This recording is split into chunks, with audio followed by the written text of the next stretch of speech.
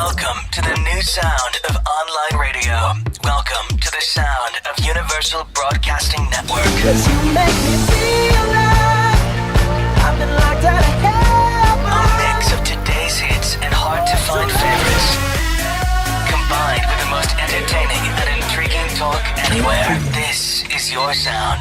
This is the sound of Universal Broadcasting Network at UBNradio.com.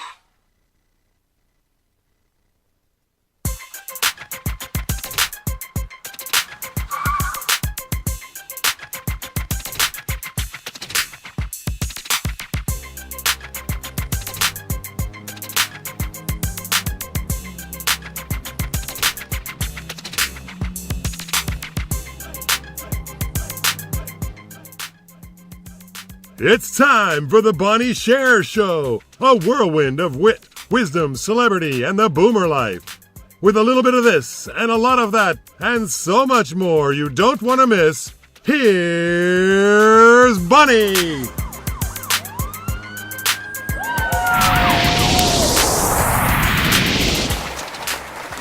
Hello and welcome, old friends and new. I'm Bonnie Sher, I'm your host, and I will be asking you to come along with me on the journey through entertainment, the great boomer generation, and of course the type 1 diabetes community. So thanks for coming on in to check us out. And please feel free to share your thoughts. You can call us at 1-323-843-2826, or you can follow the hashtag, what is it? I know what it is, BSHER Radio on Twitter.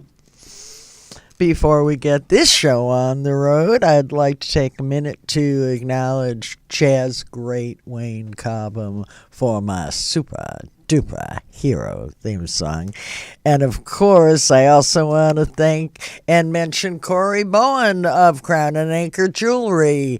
You can follow Corey on Twitter. That's Corey Bowen, Boan, Crown and Anchor Jewelry, for more information on the pieces of jewelry that they have compiled that they allow me to wear in exchange for this promotional message. Or you can always find Corey through me. Okay, then, when we come back, the very sweet and very talented Tony Sweet is with us today. And we'll be right back.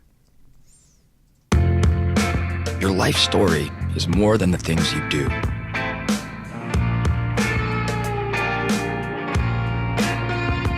It's a story built on the moments you make today and the impact you have on others.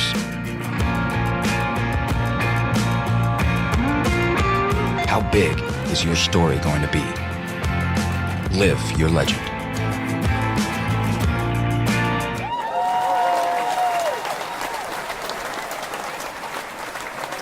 And we're back. And the first thing I want to say is welcome, Tony! I'm telling you, what a joy. Oh, yeah. Hi, Bonnie. Tony, thanks for taking the time to come in and have a schmooze with me. Anything for Bonnie. I mean.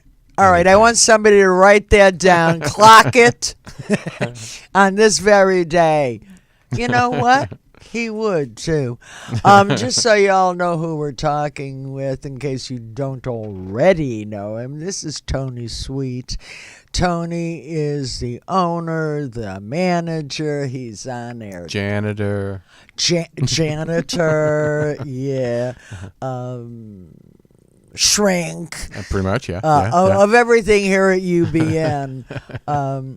And it's sort of interesting, at least it is to me, that today marks the end of my second year. Is it really? It is. So I put up with you. I mean, it's been that long? That long, yeah. And so we'll be back next week with the beginning of year 3. And I just gave my own goosebumps. We're gonna have to go party after this now. You could party during it and let everybody That's right, have a that's good time. right. Don't you wish I was managing? Anyway, Tony, how did all of this happen? I mean, I inherited millions. No, just kidding. you and that guy you had on the other day, huh? Right. Who's so rich he doesn't have to worry anymore? Wouldn't that be nice? Could I have his phone number, please? I wish. I tried. Maybe you didn't have what with to try with. Probably, yeah. The right equipment, as they would say. Yeah. I started 9 years ago. This coming November will be 9 years. I started after I was on a reality show for singing in Nashville. Do you know I never knew how to talk and singer. Yeah, I auditioned here in LA for a reality show. It was a gospel reality show. That's probably why I didn't see you at Probably that not. audition. right. But it happened because my nephew was living with me, and he was out here to be a singer. He almost made it to American Idol to LA, and then that kind of motivated him to sing. So he came out and stayed with me. But I told him I said, just go audition for everything. Everything you can get your hands on, just go, especially when it was singing. And so this particular event came through LA, and he said, if you go, I'll go. I'm like, well, that really wasn't the deal, but okay, whatever. I'll do it if it gets you out. And so we both auditioned. Out of about 2,000 people, we made it to the top 10, and then I made it to the top 3, which really stunned me because that was not why I even went anyway. I mean, that was just more for him.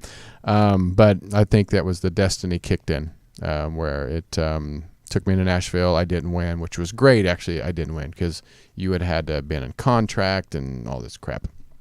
But when I came back to LA, and then The Advocate, which was a big LGBT magazine, did a feature story on me.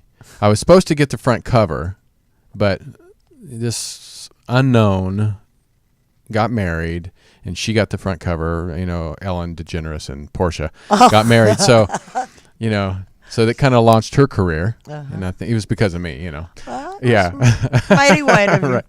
But no, and then I did a little tour, people like around the country of people. I never knew I know. this. Well, Me and the rest of the world. yeah. And they called me the gay Christian so you didn't singer. make it as a singer. Yeah. And so you decided, screw 'em all, I'll have a radio station and play whatever I want. Yeah. Me?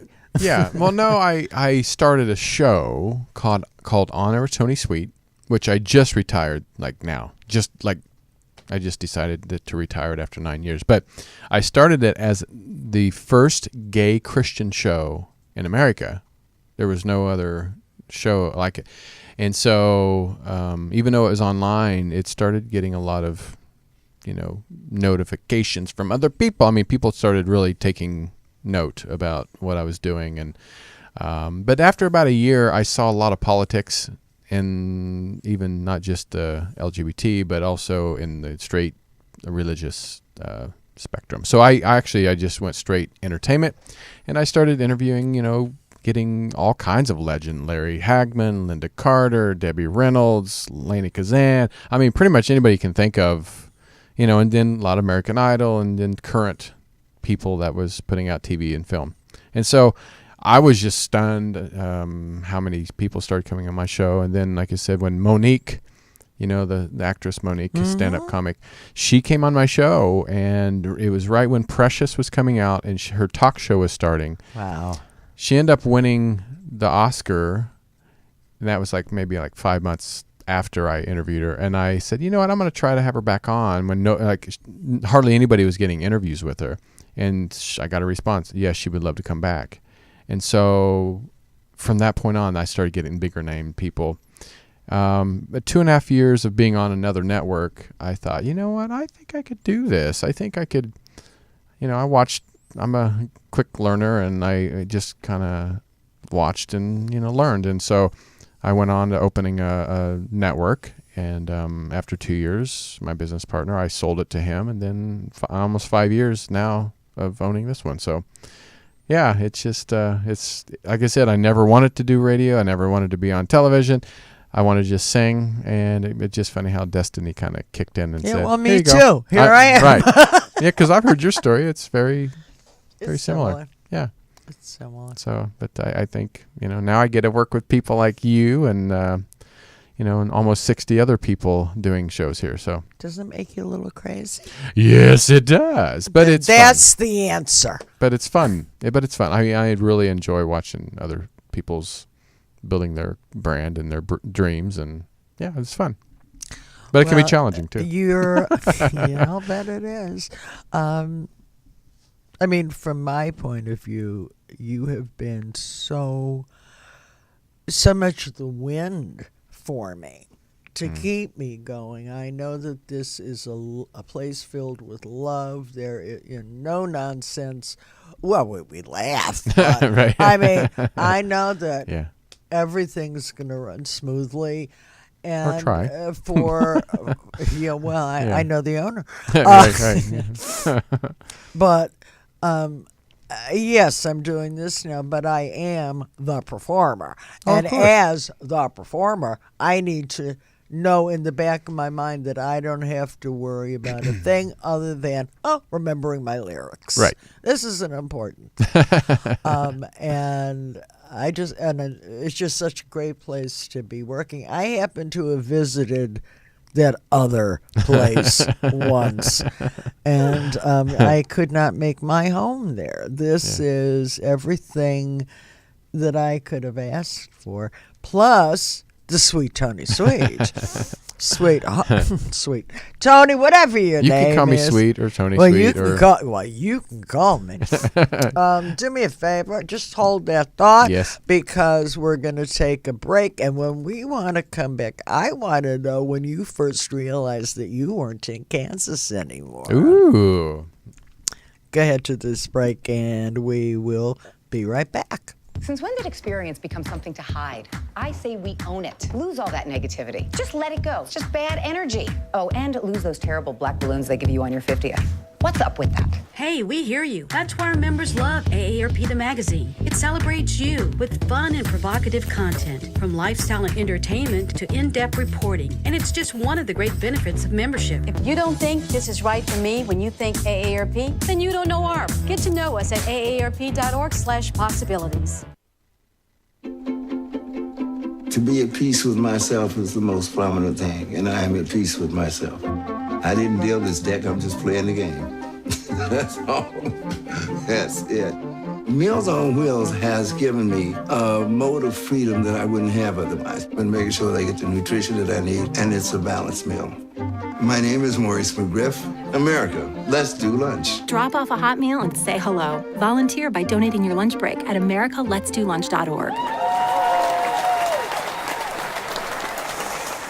I've just gotten the sign that we're back, and you are tuned to the Bonnie Sher Show, Boomer Life, and we have the pleasure today of talking with Tony Sweet. So join the conversation. Don't be shy. Call us. We'll answer. I promise. Don't I promise? I promise. 323-843-2826. Or tweet the hashtag #BShareRadio. So let's pick up where we left off. So, so when you left Kansas, did you come to LA with the thought of becoming a singer? Oh no. Oh no. No. My mom was born and raised in Ventura, so my dad was born and raised in Kansas. They met in the military, so that's why my mom ended up in Kansas. But so we used to come out here a lot. About every 2 years we'd spend a month, at least 2 weeks to a month out here. So I wasn't a complete shock, but living here is a different story than just visiting. Yes. But I did not. I fell in love with California, at least Southern California. Even when I was a young child, I always wanted to move here. People, even when I was a young kid, teenager, 20s, they always called me a California boy because I was, the bleach blonde hair, blue eyes, all that stuff. And so I always kind of felt at home out here. So it took me a while. It took me till I was about 32 and I was living in Kansas City. Again, I think fate. Everything's up In Kansas City. My voice is lower. And I was like, how did that work out? But, I think, again, destiny kicked in. Sometimes when we think it's our low point, sometimes that's just when life, pushes us to the next That's level. a good thing to hold on to. Yeah. Say that again. Right. Well, it's true. I mean, I lost my job. A job that I didn't really care for anyway. And then I worked at an eye clinic. It was an eye surgery center. And it was just random. And one of the nurses there, this girl was like, "Hey, Tony, guess what? Guess where I'm going?" I said, because we all got laid off. It wasn't just me. It was like a lot of us got laid off. And she says, "I'm going to do a traveling nurse program. And guess where my first stop is?" Because she always heard me talk about Southern California. And she's like, "I love it," And she says, "I'm going to L.A." And I'm like, "Oh, my God, you're so lucky." I was like, "You're so lucky." And she goes, "You want to go?" I'm like, "What?" She goes, "They pay for the apartment." She goes, "You won't have to pay for anything." She says, "You can sleep on the couch. It's a one bedroom, but you can sleep. The couch pulls out." And I'm like, "Do I want to? Do I?" Yes. I mean, if it was normally in the past, I'd be like, "Well, I'll think about it." It's just something said yes. So I said yes. Came out here, and then again, it just snowballed to where things just keep saying yes to you. Yeah. It seems that's wonderful. Yeah, and it just happened. I mean, I was a trainer. That's when I first moved here. I became a personal trainer. I thought I'll do it for a little while, but I ended up doing it for 10 years. So yeah, like I said, it's. Well, I'm glad I'm interviewing you today because I knew Learning, none of this, yeah, and right. I've been around you for 2 years now. Yeah, Jarvis, you're next. I know. I want to know. He has an interesting story too. I bet he does. All right, well. But no, I don't think it was a culture shock. I mean, there's things about the people are different, but definitely, the environment is perfect when it comes to weather and things to do and opportunities. It does have a lot to offer. Mm-hmm. But the people are crazy. Well, yeah. Well, the old adage. Right. Yeah. The United States is built on an axis, and all the crazy people roll to Southern California. Right. Yeah. Yeah, and you too, Tony Johnson. Yeah. You too. We have a full house here today. This is love fun. it. And now that we're having so much fun, and I know you have a radio station to program and to work, I'm going to first ask you, how can our listener tell us about the shows that you're doing now, or the show that you're doing now right here at UBN? Well, on air with Tony Sweet, I am retiring. I may end up doing some, interviews here and there that because I worked with a lot of publicists, and I don't want to give up some of the bigger name people that I admire. But I'm actually replacing On Air with Tony Sweet with a new travel show that I did a pilot for last Saturday, which I'm excited about. But my baby, my love right now is called Truth Be Told. I've been doing about 2.5 years. It's a paranormal UFO conspiracy theory show that I love. I've got to interview some of the top people in the fields when it comes to ancient aliens and, Ghostbusters and the ghost hunters and some of the, even Roger Stone, if you don't know Roger Stone, he was one of Trump's consultants. Yes. I've interviewed him. I've interviewed people that best-selling books for JFK assassination. So I've learned. I learned from this show every Isn't that single the week. best? Oh, I love it. I love it. Well, I recommend. I happen to be a viewer. I recommend all of you. You already know how to find UBN. Right. Just look up Tony Sweet. You'll get and the day and the time for us. Friday is 4 to 6. And these are Pacific times. Pacific time. Yep. I'm Specific excited. Specific. Yes. Yeah, say that 3 times fast, Tony. And you're on Facebook. People can follow you there. Tony Sweet or and Truth you're Be on Told. the big T. On the Titter, yes. It's You're on the Titter too? on air with Tony. Yeah. And the Truth Be Told webtv.com is my website. And YouTube channel's done really well. So just Truth Be Told TV. And you'll find it all there. And you'll find Tony Sweet, and you will be thrilled. Trust me, thrilled that you did.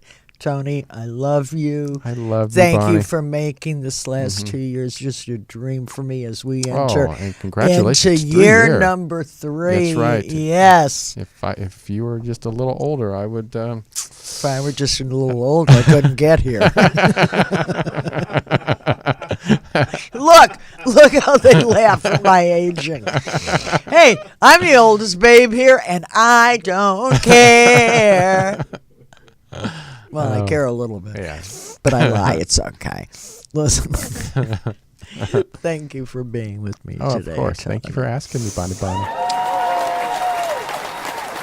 But don't go anywhere yet because I have more to say. Oh. I did that. Oh, I know. Now, as we go to break, I'd like to take a minute to acknowledge the important work of the Diabetes Research Institute and encourage you, please, to support their efforts. There are millions of children and adults with diabetes that dream of a cure for this devastating disease. We dream of living without painful finger pricks, insulin injections, and of course the risk of life-threatening complications. Scientists at the Diabetes Research Institute are working hard to make that dream a reality by finding a biological cure. They are advancing research to patients and they're changing lives. Please visit them online at diabetesresearch.org. Our song of the day is coming up next, right after this break. Type 1 diabetes can be living in anyone. Type 1 diabetes is when your pancreas doesn't produce insulin. It's not caused by your diet. It's not caused by anything you did. Type 1 diabetes can be very serious. Blindness, amputation. Learn more about type 1 diabetes. Help support JDRF finding a cure. T1D looks like my brother. T1D looks like a friend. Type 1 diabetes looks like me.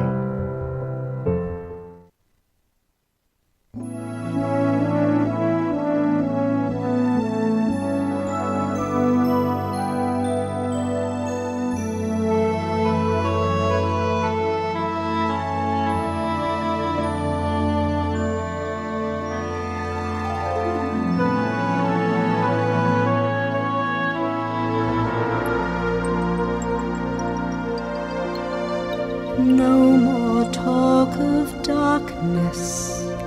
Forget those wide-eyed fears. I'm here. Nothing can harm you. My words will warm and calm you. Let me be your freedom. Let daylight dry your tears. I'm here with you beside you, to guard you and to guide you. All I ask is every waking moment. Turn my head with talk of summertime. Say you need me with you now and always. Promise me that all you say is true. That's all I ask of you.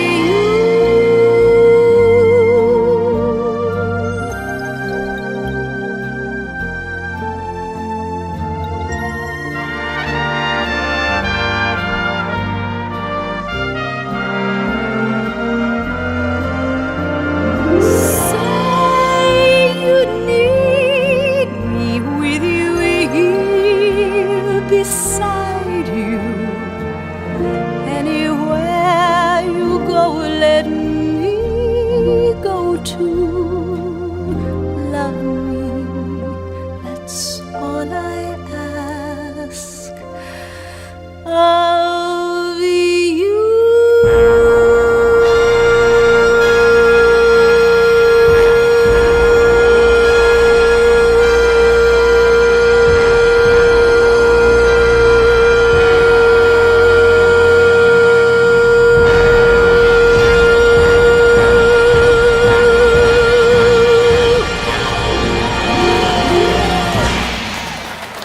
And that, of course, was the magnificent voice of Miss Julie Budd singing All I Ask of You. So welcome back to the Bonnie Sher Show, Boomer Life. And my co-host for this segment is my friend Sharon Roberson, who is also a member of the T1D Type 1 Diabetes community from right here in the state of California.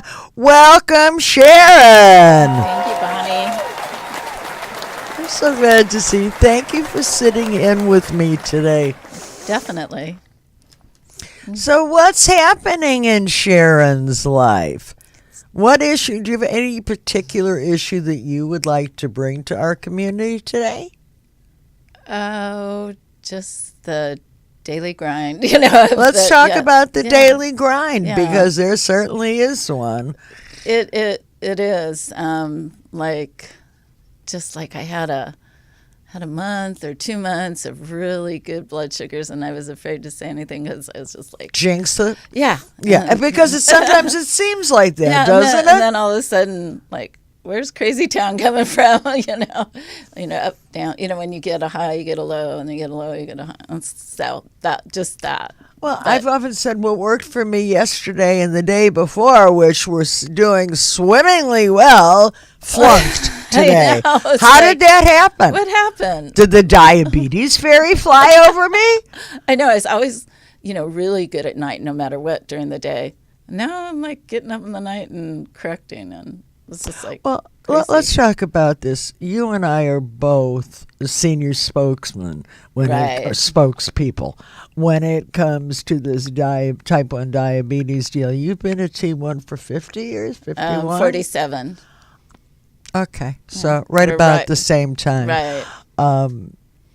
And I know that there's a lot of speak online and in the groups on Facebook, and you're looking at people who have either been recently diagnosed or maybe they're 8, 10, 12 years in.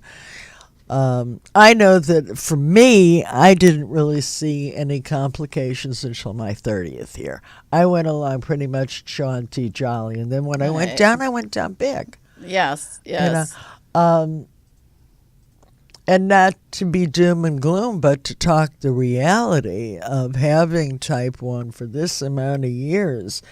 Isn't there a wee bit of an expectation of what's coming next? Yes. You go, I went to the eye doctor last week, and, I knew I had a cataract, my second, and, I'm 56, so. But he goes, you have narrow angle eye, and we can't. I was going to say, because the cataracts are just, you're over 22. Right, exactly. But then he goes in, like, we've got to fast track you into surgery because, it's, the pressure's getting high against, the colored portion of your eye, the cataract's pushing against it and restricting the fluid. So it's fine. But when he's reading my medical history, he's like, oh my. One new doctor, how that is. You've been through lifetimes of things for and what are you gonna do for me? I came here to find out from you what I'd been through. No. Then you pay me. If you want to hear a good story, you pay me. I'll tell you. How long do you have? But it is always when you go to a new doctor, just kind of like. Yeah, So, but to be honest, I will be honest. When I look back at my medical history, it does empower me and make me feel strong. Well, because I absolutely because we are, and lesser women would be. We wouldn't be sitting here. No. If we weren't tremendously strong and fighters. So, when I do look at my stuff, I go, wow. I'm pretty awesome. No. Well, wow, you are. Of course, and you too. It's like, I don't know. I could have been an awesome hooker. And then You're not laughing. Why? You think that's for real? Jarvis, pay attention. I'm talking to you. Sunset Boulevard, So they would say, if I took it off, they'd say, put it back on. I can't go that way. And then I walk funny too. I have the foot drop and neuropathy and stuff. So, it just makes you more enticing, and inquiring minds want to know. But speaking of going to a new doctor, recently I had that great opportunity, and the guy walks in with a piece of paper. One. And I looked at him and I said, I don't want to tell you how to do your job, but I think you're going to need some more paper. That's right. Do you know who I am? You and I are very similar in that we do use our humor to lift us up, but I would presume that, much like me, that you do have moments where it isn't all sweetness and light. No. And I mean, we've gone through the why me, on account of cuz. That's my answer pity for party why for me. one. On account of cuz. Yeah. But sometimes don't you just want to say enough? Just enough. Just course. leave me alone now. I'm at that point now. I don't see a lot of reason for me to continue on with all of the sort of indulgences of looking into what the new problems could be, which they can't do anything about anyway. Well, that's our life, is waiting for what's next, and we don't want to know. Oh, we've been waiting in 5-year increments not for the not cure. for a cure, not but for I'm a cure, no, but we're next for waiters. problems, This is yeah. what they ask us to do. We wait. You know that something's, well, for me, you know what it's going to be. My kidney will fail, the transplanted one, and I know that's going to happen. But I'm optimistic but pragmatic. And so I just have you been? I just read yesterday, and I put it up on Facebook, about this new 3D printing for organs. Yes. And they're talking about, at this very earliest stage, islet cells. Which then it lessens the problem of finding donors, and more people can be recipients. But they're talking. How long have we been waiting for a cure? Since 1970 for me. So as long as it's in their purview, but again, we read so much that says could be, may. Well, that means on the other side it might not be, and it won't. So I have taken to reading all of these articles with a grain of salt. They're all great I think ideas. You posted it on a bionic kidney. That was for you, as a matter of fact. Thank you very much. Because actually, I posted on that, and I still get people commenting on my post, and it's so exciting because that was the most tangible sounding thing, because it's not like from someone else. It's it's right. Like, I don't know what it's made out of, but it filters your... It's made out of heaven is what it's made out of. But I want to sign me up, UCSF, please. Well, I'm going to make a wish that happens for you in the very near future. Oh, well, not the very near future, but when you need it. When I need it. And by the time I need it, it'll be... That's a great way to look at it. Perfected. And, but yes, I do cry, and I do have frustrations, as everyone does, and we all sometimes wonder, how much more can I take? But it just... I don't know about you, I would imagine, and I'm going to take a guess that it's true. Before Facebook and before all of the groups and stuff, I think I knew one diabetic in my life. Oh, yeah. And I better sit up because I'm slumping. I just can't slump on the air, Bonnie. Getting too relaxed with me. It's my pleasure. See, now I forgot where I was going. One person on Facebook. Oh, right. I knew one diabetic. And actually, he was part, and his parents were a part of those very early days of what is now known as JDRF. We were JDF at that point.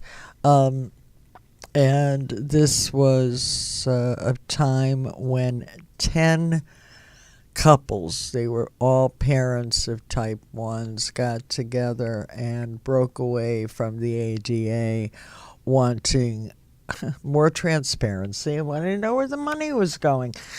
And at the beginning, we didn't have any paid administrators. Everybody volunteered. I'm just going to take a stab right now. I could throw up when I see what the guys, pardon me, the head of the ADA and the head of JDRF are earning. And for what? And for what? How do they not say and be mentions and say, turn that money back around?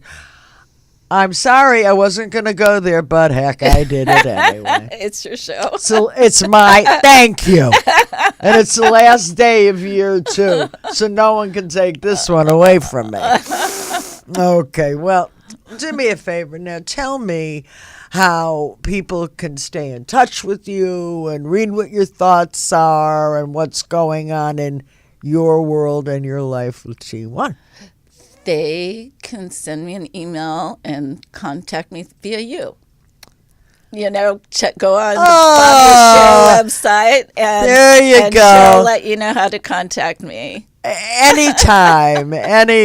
Well, look, I'm crazy about you anyway. And I wish you nothing but all the best. Thank you. You too. Because you deserve every bit of it. Both Thank do. you for We being both here do. with me today.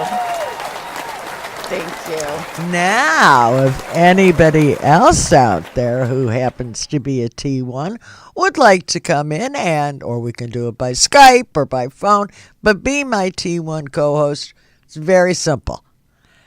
Write me an email. It's Bonnie@BonnieSher.com. Sounds pretty easy, right?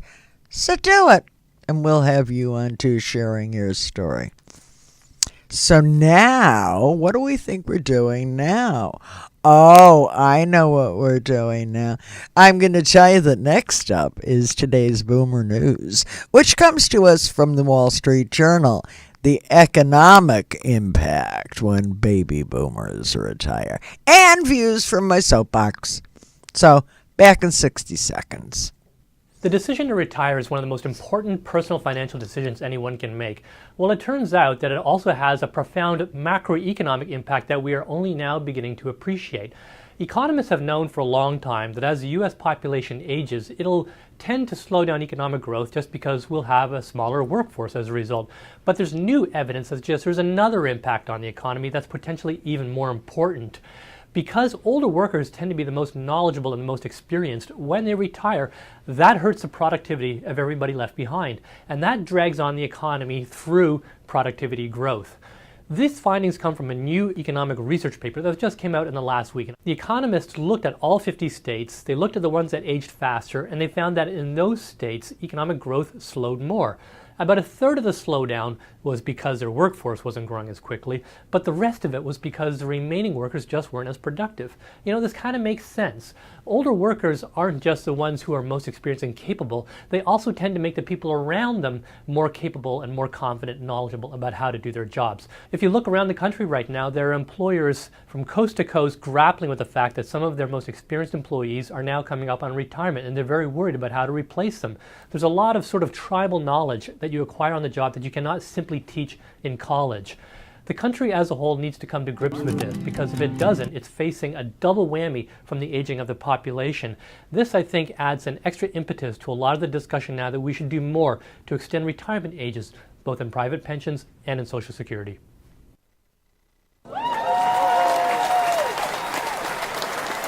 Well, we're back.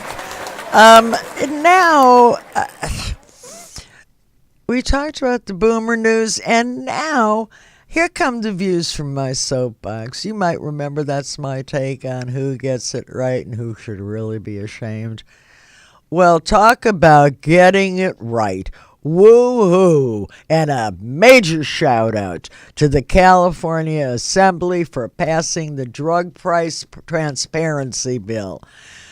This is now the second state we're following here in California after Nevada, and it's a start. And I especially want to shout out to the patients for affordabledrugs.org who work so tirelessly to see this happen.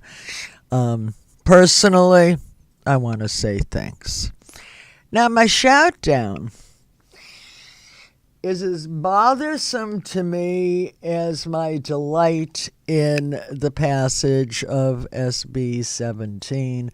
And the question becomes, why would a 14-year-old kid lynch an 8-year-old biracial child?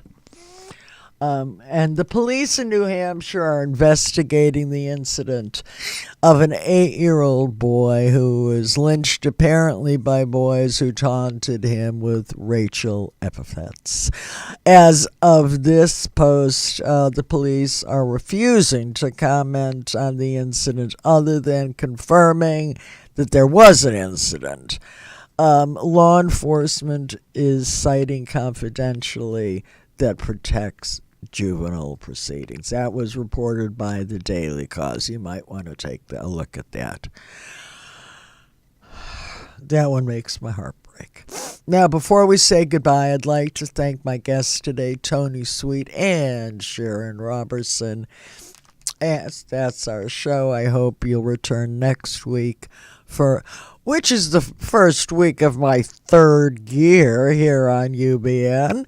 And we'll take another 50-minute trip through the land of Bonnie, through the land of boomers, and through the world of the T1D community. Until then, please visit me at bonniesher.com.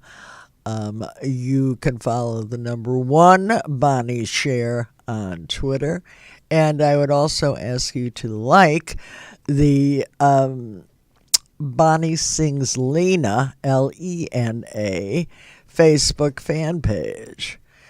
Now, many of you are aware of the special role that the late Sammy Davis Jr. played in my career. He was my mentor and he was my friend. And I miss him something awful. But every week I like to kind of end the show in a Carol Burnett fashion with a wink and a nod. No, that's a nink, Bonnie. To Mr. D. Y'all have a great week. Stay safe, and we'll see you next Thursday. Be well now. Bye-bye.